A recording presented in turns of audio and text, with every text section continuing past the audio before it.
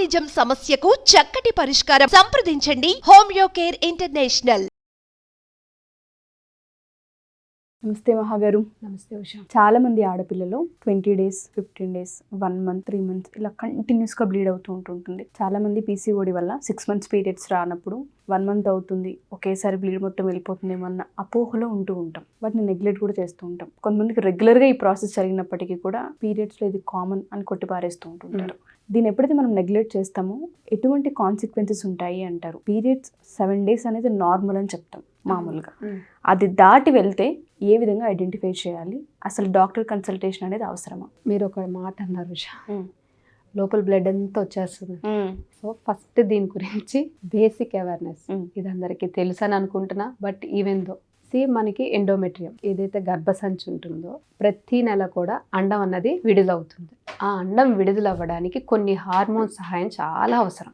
So ఇప్పుడు ఏవైతే మీరు పీసీఓడి గురించి కానీ ఏదైతే ఇన్ఫర్టిలిటీ గురించి మాట్లాడుతున్నారో, ఒబేసిటీ గురించి మాట్లాడుతున్నారో, వీటన్నిటికీ రూట్ కాజ్ హార్మోన్స్ యొక్క ఇంబ్యాలెన్స్. సో ఈ హార్మోన్స్ యొక్క ఇంబ్యాలెన్స్ ఎందుకు చెప్తున్నానంటే, ఇవి కరెక్ట్గా ఉంటే ప్రతి నెల అండం విడుదల చేయడానికి చాలా హార్మోన్స్ ఎఫ్ఎస్, ఎల్హెచ్ ఇవన్నీ కూడా అవసరం. ఎఫ్ఎస్హెచ్, ఎల్ఎస్హెచ్, తర్వాత ఏదైతే ప్రొజెస్ట్రాన్, ఇజెస్ట్రాన్ ఇవన్నీ అవసరం. ఇవన్నీ ఏది ఒక్కటి కూడా ఇప్పుడు వింటుంది ఏంటంటే ఎక్కువగా ఈస్ట్రోజన్ డామినెన్స్, అంటే ఈస్ట్రోజన్ స్థాయి ఎక్కువై ఉండడం బాడీలో. ఇంకొకటి ప్రొజెస్ట్రాన్ హార్మోన్ అనేది తగ్గి ఉండడం. సో అండం విడుదల అయ్యేటప్పుడు మనం పుట్టినప్పుడే కొన్ని అండాలని ఫిక్స్ చేసి ఉంటాయి ప్రతి అమ్మాయికి కూడా. సో ప్రతిసారి కూడా ఒక అండం విడుదలయ్యేటప్పటికి ఆ అండం ఏంటంటే స్పర్మ్ కోసం వెయిట్ చేస్తుంది. మీన్ వైల్ ఇక్కడ ఏంటంటే ఏవైతే ఫెలోపియన్ ట్యూబ్యూల్స్ నుంచి అండాన్ని రావాలి. బట్ ఈ అండా ఏ గర్భాశయం అయితే ఉందో ఆ గర్భాశయాన్ని బిడ్డ వచ్చి దీంట్లో ఉంటుందని చెప్పడానికి బాడీ దాన్ని ఒక పొత్తిల్లా తయారు చేస్తుంది. సో ఎలా అంటే ఆల్మోస్ట్ లైక్ ఏ బెడ్ మాట. ఆ బెడ్ తయారు చేసేటప్పుడు ఈ ప్రాసెస్లో ఏమవుతుందంటే ఆ హార్మోన్స్ ఏమాత్రం కొంచెం అటు ఇటుగా ఉన్నా, ఏదైనా ఎగ్ సరిగ్గా రిలీజ్ అవ్వకపోవడము, లేకపోతే ఆ ఎండోమెట్రియం థిక్నెస్ అనేది ఎక్కువగా పేరుకుపోవడం, ఏదైతే అది బెడ్లా తయారు చేసి ఉంటుందో ఒక్కొక్కరికి ఒక్కొక్కటి ఏదర్ లో ఎండోమెట్రియం అంటాం. అసలు ఎండోమెట్రియం థిక్నెస్సే ఉండదు, వాళ్ళలో కూడా బ్లీడింగ్ అవుతుంది, వాళ్ళు కూడా సఫర్ అవుతుంటారు. అండ్ ఏదైతే ఉందో ఆ థిక్నెస్ మించి 28 days కొంతమందికి వస్తుంది, 32 days కొంతమందికి వస్తుంది, కొంతమందికి 35 days. It's varies from person to person. So ఆ థిక్నెస్ని బట్టి మీకు బ్లీడ్ అవుతుంది. ఇట్ ఈస్ నథింగ్ బట్ లోపల ఉన్న బ్లడ్ అంతా ఫ్లోగా వచ్చేది. ఎప్పుడైతే it is not get fertilized అవ్వలేదో, స్పర్మ్ వచ్చి మీట్ అవ్వలేదో ఎగ్తోని, దాన్ని ఆ మంత్కి అది షట్ డౌన్ చేసేస్తుంది అనమాట. ఎలా అంటే ఇట్స్ ఆల్మోస్ట్ లైక్ స్వీజ్. మనం బత్తాయి పిండితే ఆ పెయిన్ అమ్మాయిలకు మాత్రం తెలుసు, అందుకే అంటారు కదా ఈ పెల్విక్ పెయిన్ ఆ కింద ఎంత ఉంటుంది అంటే గట్టిగా ప్రెస్ చేసి హోల్డ్ చేస్తే పోస్టర్ గ్లాండ్ స్క్వీజ్ చేస్తాయి అన్నమాట. అక్కడ ఆ గ్లాండ్స్ స్క్వీజ్ చేయగానే దానికి ఉన్న షట్ డౌన్ అయిపోయి కిందకి వస్తుంది. So it is nothing but a period. So దీంట్లో అపోహ ఏంటంటే లోపల ఉన్న బ్లడ్ అంతా ఫ్లో వేస్ట్ బ్లడ్ అని కూడా మాట్లాడుతూ it is not a waste blood. Egg sperm కోసం వెయిట్ చేసింది. సో ఎప్పుడైతే స్పర్మ్ రాలేదో it will shut down as ఆ ఎండోమెట్రియం థిక్నెస్ అంతా కూడా కిందకు వచ్చేస్తుంది. సో పీసీఓడిలో కానీ పీసీఓఎస్లో కానీ ఏం జరుగుతుందంటే ఈవెన్ ఎండోమెట్రియం థిక్నెస్, ఎండోమెట్రియోసిస్ అంటామన్నమాట. అండ్ ఫైబ్రాయిడ్స్ ఉన్నవాళ్ళు, ఎడినోమయాసిస్, ఇలా చాలా ఉన్నాయి. ఫైబ్రాయిడ్స్ అంటే ఏంటి? కణితల్లా ఉండడం. ఎడినోమయాసిస్ అంటే ఏంటి? ఆ పెల్విక్ ఏదైతే ఉందో విపరీతమైన పెయిన్ ఉంటుంది. అది ఇన్ఫర్టిలిటీకి ఇవన్నీ ఇన్ఫర్టిలిటీ ఇష్యూస్. బట్ ఇవన్నీ ఎందుకు చెప్తున్నానంటే పీసీఓడి, పీసీఓఎస్ వాళ్ళు మాత్రమే కాదు. ఎప్పుడైతే periods more than 10, 8, 7 is common. ఎందుకంటే 5 days ఓవర్ బ్లీడ్ అయినా 7 days స్పాటింగ్, 2 days స్పాటింగ్ కనిపిస్తుంది, అది నార్మల్ అది. బట్ ఎప్పుడైతే more than 8 or 10 days continue అవుతుంది అన్నప్పుడు you should be alert. But అది 1 month కాదు, ప్రతి మంత్ ప్రతి పీరియడ్ పెయిన్ఫుల్గా ఉంటుందంటే ఒక అలర్ట్ ఇస్తుంది బాడీ. అక్కడ అలర్ట్ అవ్వాల్సిన అవసరం చాలా ఉంది. అండ్ ఇంకొకటి ఏంటంటే కొన్ని 5 symptoms చెప్తాను. Every girl should alert, every women should alert. ఇది కేవలం ఆ పెళ్ళి అయిన వాళ్ళకా పెళ్ళి కాని వాళ్ళకి అన్నది కాదు. మన సైకిల్ గురించి మనం తెలుసుకోవాల్సిన అవసరం చాలా అవసరం ఉంది ఉషా.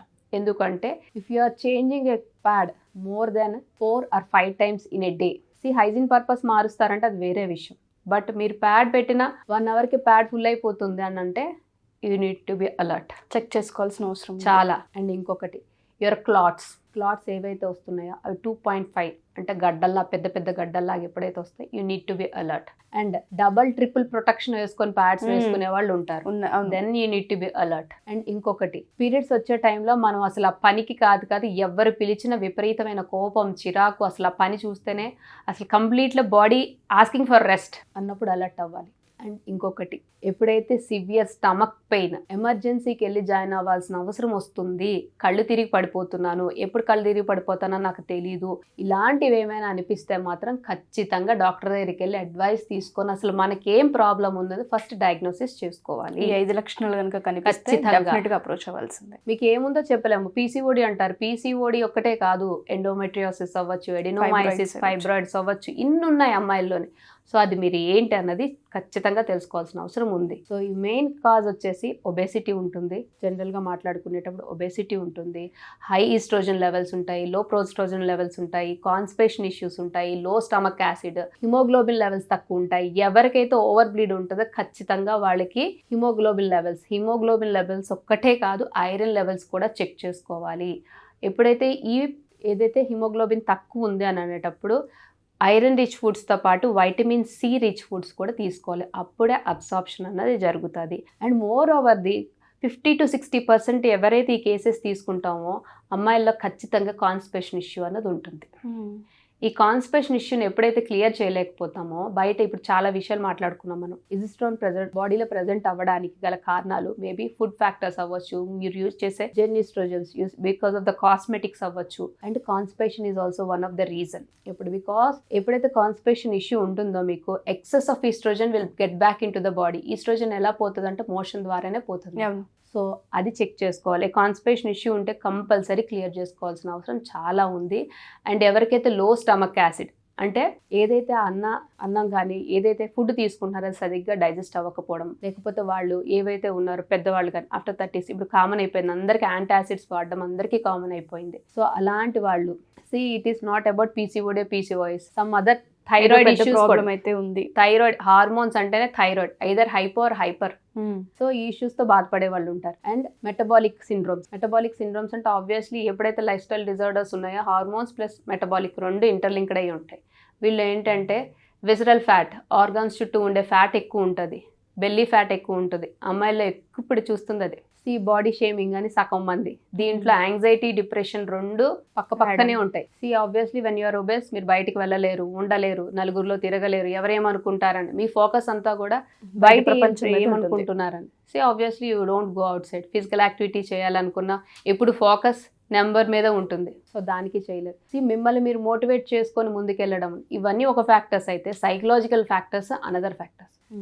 యాంగ్జైటీ, డిప్రెషన్ కంపల్సరీగా రెండు పక్కనే ఉంటాయి. సో ఇన్ని ఫ్యాక్టర్స్ ఉండేటప్పుడు వాళ్ళు ఏమనుకుంటే పీరియడ్స్ రెగ్యులర్ గా రాను వాళ్ళు, పెళ్లి కాని అమ్మాయిలు అయితే పీరియడ్స్ ఎప్పుడు రెగ్యులర్ అవుతాయి, ఒకవేళ వస్తే నాకు ఎన్ని డేస్ బ్లీడ్ అవుతాయి అన్న భ్రమలో కాదు, ఎప్పుడు వాళ్ళు ఫేస్ చేసేది అది ప్రాబ్లంలోనే ఉంటారు. ఇంకా పెళ్ళైన అమ్మాయిలు అయితే ఇన్ఫర్టిలిటీ ఇష్యూస్ వచ్చేసరికి వాళ్ళ పిల్లలు కావాలన్న దానికన్నానో అత్తమామలు ఏమంటారు, చుట్టుపక్కల వాళ్ళు ఏమంటారు, పేరెంట్స్ ఏమంటారు, హస్బెండ్ ఏమంటారు, ఇన్ని కేటగిరీస్ ని వీళ్ళు సాటిస్ఫై చేసుకొని రావాలి. Is it possible? ఒక ఉమెన్ తన హెల్తే చూసుకుంటుందా, ఈ ఫ్యాక్టర్స్ ని కవర్ చేస్తుందా?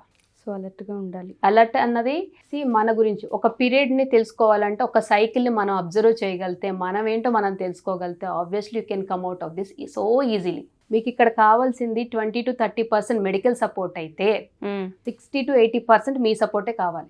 డాక్టర్స్ అయినా, ఒక హీలర్స్ అయినా, ఒక కోచ్ అయినా, ఏదైనా కూడా మీకు గైడ్ చేయడం వరకే. ఒక టాబ్లెట్ ఇచ్చి నువ్వు వెళ్ళి వేసుకోమ్మా అని చెప్తారు, వేసుకోకపోవడం నీ ఇష్టం. నువ్వు వేసుకున్నావా లేదా అని ఎవడు చూడు. ఇప్పుడు ఒక డైట్ ఇచ్చినా నువ్వు ఫాలో అయ్యావా లేదా అన్నది నీకు నువ్వుగా అవగాహన తెచ్చుకోవాలి. సో ఎవరైనా ఉన్నారు అని అంటే మాట అనేవాళ్ళైనా, హెల్ప్ ఇచ్చేవాళ్ళైనా only they are the supporters for you. So అక్కడ అవేర్నెస్ ఎవరికి కావాలి?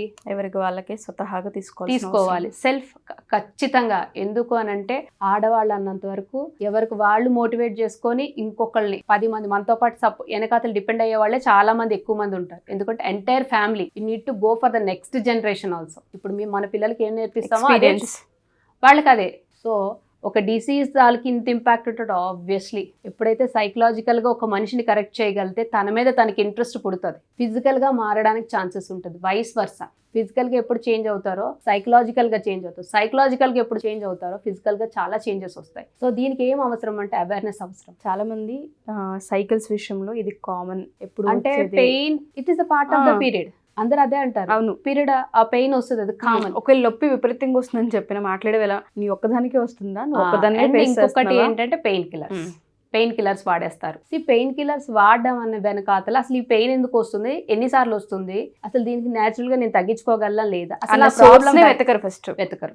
క్యాస్టర్ ఆయిల్ ప్యాక్స్ ఉంటాయి. ఈవెన్ మీకు ఎప్పుడైతే పెయిన్స్ ఉంటాయో, పెల్విక్ పెయిన్ ఉంటుందో అలాంటప్పుడు hot water bag, castor oil packs, లేకపోతే మెగ్నీషియం రిచ్ ఫుడ్స్, ఇవన్నీ ఏంటంటే మూడ్ బూస్టప్ చేస్తాయి. జింక్ రిచ్ ఫుడ్స్ ఇవన్నీ యాంగ్జైటీ డిప్రెషన్ నుంచి బయటికి తీయడానికి ఉంటాయి. ఇవైతే నట్స్, సీడ్స్, చాక్లెట్ తినాలని క్రేవింగ్, స్వీట్ తినాలని క్రేవింగ్ పీరియడ్స్ టైంలో చాలా ఎక్కువగా ఉంటుంది.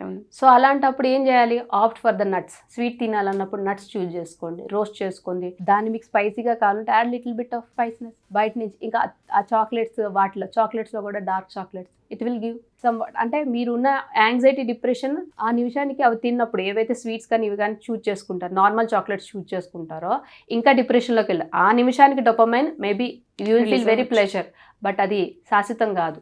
సో ఎప్పుడైతే హెల్దీగా ఇలా ఆప్ చేసుకొని వెళ్తూ ఉంటామో obviously can come out, you know about your self more. మీరు అన్నారు మెంటల్ హెల్త్ అని, చాలా మంది ఎమోషనల్ ఒక దగ్గర ఆగిపోతూ ఉంటుంటారు. ఆడవాళ్ళైతే మెడికల్ పరంగా మనం డాక్టర్స్ని అప్రోచ్ అయ్యి మెడిసిన్స్ తీసుకున్నప్పటికీ కూడా తెలియకుండానే మన ఆలోచనలు అనేవి ఒక దగ్గర ఆగిపోతూ ఉంటుంటాయి. దానివల్ల డిప్రెషన్, యాంగ్జైటీ అనేది, స్ట్రెస్ లెవెల్స్ చాలా ఎక్కువగా ఉంటుంటాయి. నాకే ఎందుకు ఇలా జరుగుతుంది, పిల్లలు పుడతారో లేదో, వచ్చిన ప్రెగ్నెన్సీస్ పోతూ ఉన్నాయి, లేదంటే ఇరెగ్యులర్ పీరియడ్స్ అయిపోతూ ఉన్నాయి, ఎక్కువ ఫ్లో అవుతూ ఉంది, నలుగురిలోకి వెళ్ళి కూర్చోలేకపోతున్నాం, కొంతమందికి స్మెల్ ఇష్యూ ఉంటుంది. ఇట్లా చాలా రకాల ప్రాబ్లమ్స్ ఉంటుంటాయి. ఇందులో తెలియవు కానీ మైన్యూట్లోకి వెళ్తే ఆడపిల్లలు ఫేస్ చేసే వాళ్ళకి మాత్రమే ఎక్స్పీరియన్స్ ఏంటి అన్న అనుభవం వాళ్ళకి అర్థమవుతూ ఉంటుంది. పర్సనల్గా ఒకసారి మిమ్మల్ని కన్సల్ట్ అయ్యి ఒకసారి వీటి గురించి మాట్లాడాలనుకున్నా, దీని నుంచి ఓవర్కమ్ అవ్వాలి అనుకున్నా, మనం సెషన్స్ తీసుకునే అవకాశం ఉంటుందా వాళ్ళకి ఏమైనా? ఖచ్చితంగా ఉషా, ఏదో డైట్ వైజ్, సైకలాజికల్ వైజ్ వాళ్ళు ఏదైతే ఉన్నాయో 7 ఏరియాస్ అంటే ఓన్లీ డైట్ ఇచ్చి కాదు, 7 ఏరియాస్ కరెక్ట్ చేసి వాళ్ళ లైఫ్ స్టైల్ కరెక్ట్ చేయడం అనేది ఖచ్చితంగా ఉంటుంది. ఓకే, సో అప్రోచ్ అవ్వచ్చు మనం ఖచ్చితంగా. థ్యాంక్ యూ మహా గారు, థ్యాంక్ యూ సో మచ్.